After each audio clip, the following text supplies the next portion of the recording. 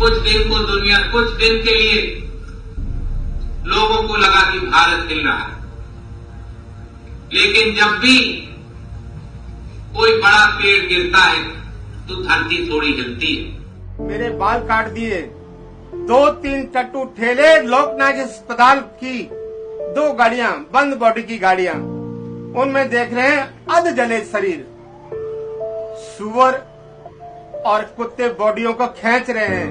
तो उनको देखते हुए जब राजीव गांधी कहता है बड़ा पेड़ गिरता है तो धरती हिलती है, अरे दिल्ली वासियों और दिल्ली वासियों कांग्रेसियों, थोड़ा सा हमारी तरफ। Total hogwash, full of hypocrisy. He says that Narendra Modi was responsible for Gujarat because he was the chief minister.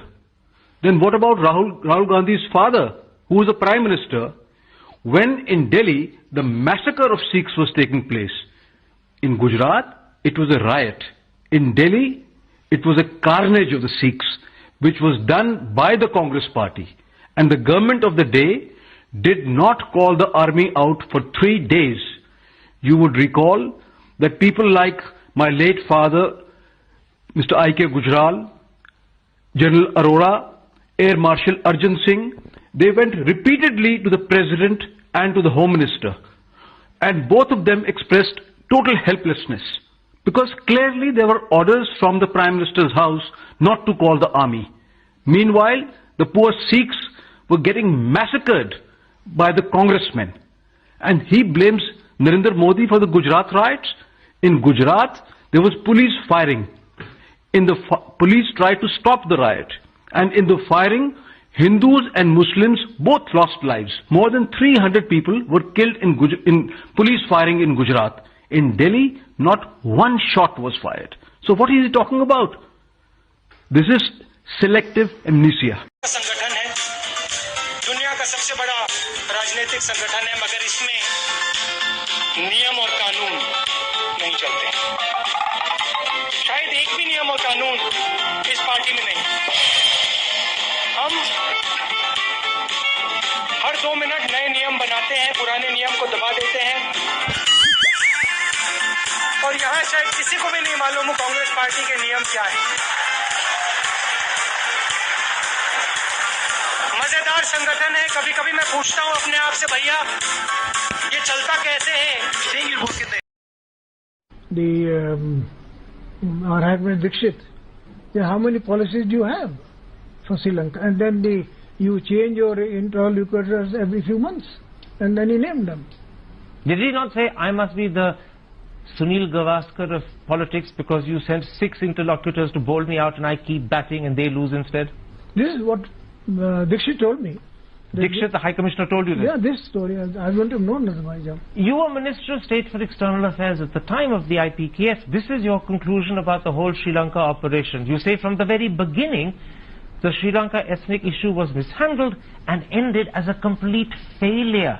That's a damning verdict. Not only that, it ended. कहा कि एक विदेशी मूल का व्यक्ति प्रधानमंत्री नहीं होना चाहिए।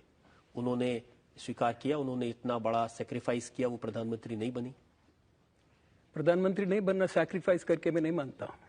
सैक्रिफाइस करना वो होता है कि जो देश के लिए जान देता है। जो आदमी हाथ में आई हुई प्रधानमंत्री की कुर्सी छोड़ दे, उस व्यक्ति को भी आप सैक्रिफाइस नहीं हाथ में नहीं आई थी, गलतफहमी में है आप लोग। हाथ में नहीं आई थी। देखिए, उनको राष्ट्रपति ने सरकार बनाने के लिए आमंत्रित किया था, सारे दलों ने उनको अपना नेता चुना था।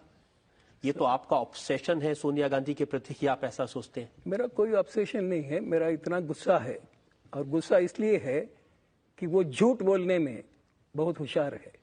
उन्होंने जहां इलेक्शन के समय आपको आपका पढ़ाई कितनी है, ये सारी चीज़ों को लिख कर देना होता है। आपके आमदनी क्या है, या आदि आदि, ये लिख कर देना पड़ता है। मात्र नहीं बल्कि ये एफिडेविट करके देना पड़ता है। इन्होंने एफिडेविट में लिख कर दिया कि मैं कैम्ब्रिज यूनिवर्सिटी में पढ़ी हूं। ये कैम्ब्रिज यूनिवर्सिटी में नहीं पढ़ी है।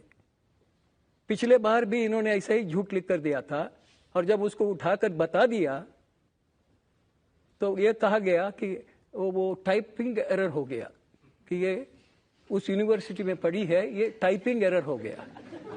तो इनको झूठ भी सही ढंग से बोलना नहीं आता था। आपने क्या किया? आपने ऐसे जो नेता जो रिटायर्ड हर्ट हो गए थे, चंद्रशेखर हैं, सुब्रमण्यम स्वामी हैं, इन सबको इकट्ठा करके मोर्चा बनाया सोनिया गांधी के खिलाफ? नहीं, किसी के खिलाफ नहीं है। ये राष्ट्र का स्वाभिमान को जहां चोट लगती है तो उसको चोट होने नहीं देने। साहब, राष्ट्र का स्वाभिमान आपको तब सोचना चाहिए था, 6 साल आप सरकार में थे। उसके पहले से इस बात को लेकर के एनडीए के पार्टनर्स, जिसमें आप खास थे, ये कहते थे कि एक फॉरेन ओरिजिन के व्यक्ति को प्रधानमंत्री नहीं बनना चाहिए, राष्ट्रपति नहीं बनना चाहिए। क्यों नहीं कानून पास किया? ये हमारे सरकार ने बड़ी गलती की। ये कानून पास होना चाहिए था। लेकिन अखबारों में छपता है कि जिस पार्टी के आप अध्यक्ष हैं उस पार्टी में आपके नहीं चलते।